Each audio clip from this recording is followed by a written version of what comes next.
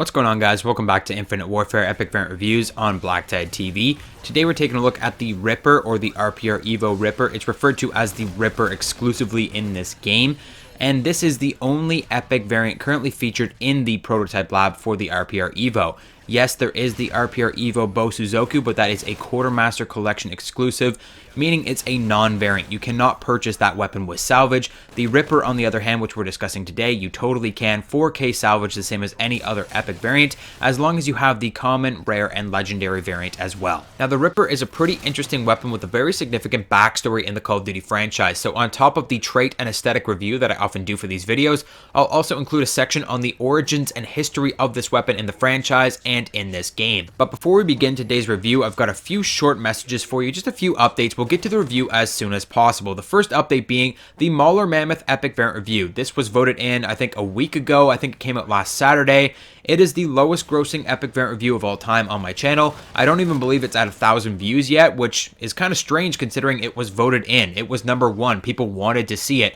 I believe when I did post it, it got screwed up and YouTube wouldn't let me post from the upload page. I had to post from my video editor afterwards because it wouldn't let me save my video settings. So maybe it didn't go out to sub boxes correctly, but that video is massively underviewed, and it really shouldn't be. It's one of the best variants in the game. People need to know about that variant, so if you haven't seen it yet, it will be linked in the description down below. If you have seen it, just head over there and share that video to your friends and teach them a little bit about the Mauler Mammoth, because they really need to know about it. It's one of the best. In fact, it's one of the only variants that I've suggested purchasing with salvage so far in this series, and I am stingy with my salvage, so it's got to be good to be worth it. Definitely check out that video when you're done here, or even just check it out right now and come back to this video when you're done. The second of 3 short updates I have for you today is for patch 1.08 coverage. Patch 1.08 came out yesterday and surprised everybody. We weren't expecting a patch until the 31st when they added in DLC 1.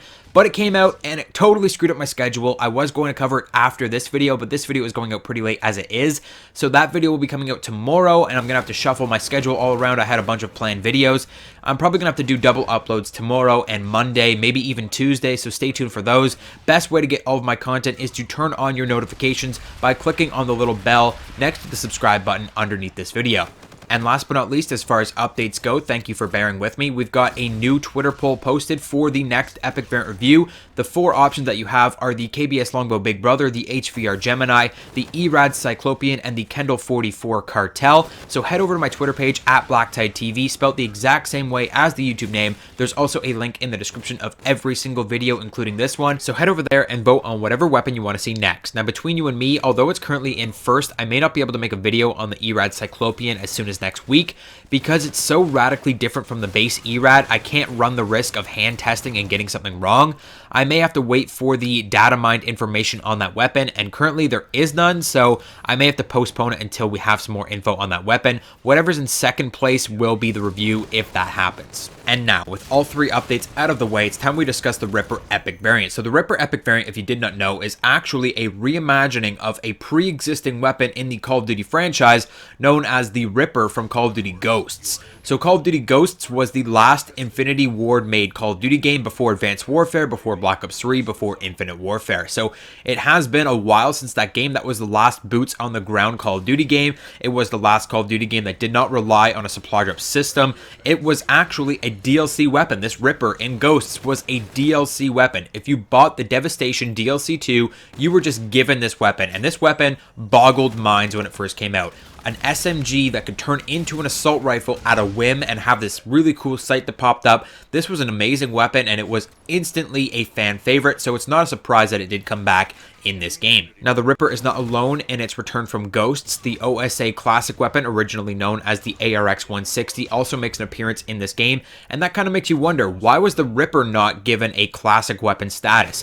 When I first heard of the classic weapons in this game, I actually assumed that the Ripper would make it in as a classic weapon, and instead it landed a spot as a variant, which is kind of upsetting. I think it would be better as a classic weapon, a weapon all on its own. Fun fact, in original testing versions of this game, the RPR Evo as a whole was known as the Ripper, so instead of having the RPR Evo Revenant, the RPR Evo Modular, the RPR Evo Bosuzoku, it was the Ripper Revenant, the Ripper Modular, the Ripper Bosuzoku. So there wasn't actually a Ripper variant in this game. Like, this particular variant that we're reviewing today wasn't in the game, the entire weapon as a whole was known as the Ripper, and this was a special version of that Ripper instead of just being called the Ripper. Real talk, I think that's pretty cool to have that nice little bit of fan service to bring back the original Ripper on top of just remaking the weapon.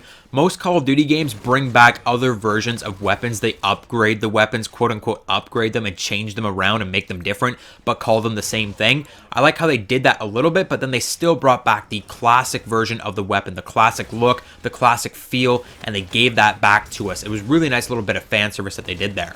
Now, as briefly mentioned, they really narrowed this weapon's look to a Call of Duty Ghosts Ripper look, almost to a T, which makes me think that maybe they just ported the weapon from Ghosts into this game and then touched it up and rebalanced it to fit the statistics of the other weapons in the game, which honestly, it wouldn't surprise me because it's actually a great idea. When you have a weapon that's going to be very similar or even the same as a weapon from a previous game, it only makes sense to just bring it in and fix it up instead of making an entirely new weapon from the ground up. So it may actually be the exact same Ripper from COD Ghosts, just touched up to match this game a little better. So as far as aesthetic goes, this weapon is outstanding. So true to the original, that gray-white camouflage, open handhold, large arced magazine on the back of the weapon. They even went so far as to remove the ammo counter from the ADS on the assault rifle stock sights.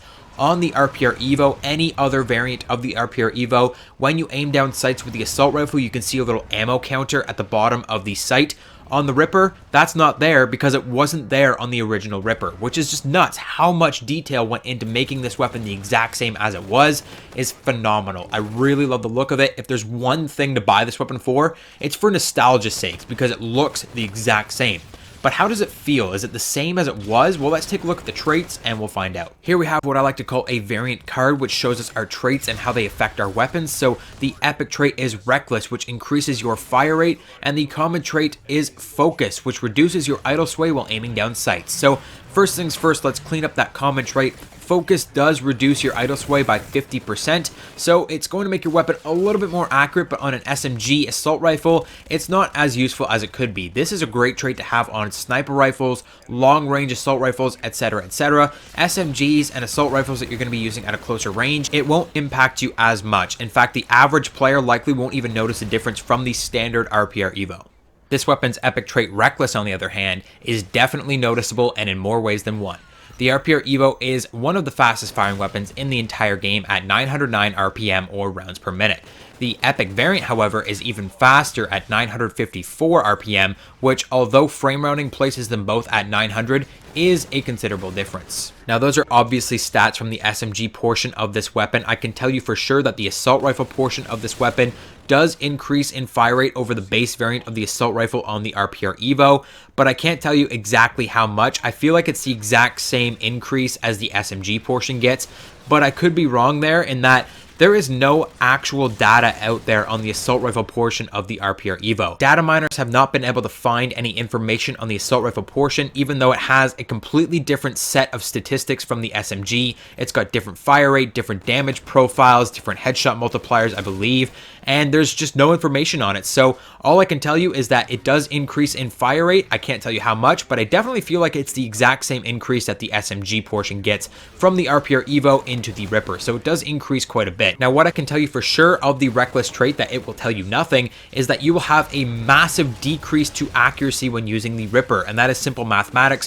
When you increase fire rate on a weapon, you decrease accuracy. You're going to have much more recoil when trying to use this weapon, and it is going to be very difficult to use, especially at longer ranges, unless you're in assault rifle mode. Now, what's interesting is a lot of people have sworn off the Ripper because they believe it's been nerfed since the beta, but the fact is this weapon was actually broken in the beta and essentially defied the laws of physics. It added in all of that extra fire rate without increasing recoil one bit. So it was essentially a god gun in the beta, and that's why a lot of people find that it's not as good anymore. But you have to expect all of that extra recoil to come when you have such a high fire rate weapon. All in all, what we have here is a very balanced epic variant. It's not great, it's not terrible, it's a trade-off, one for one.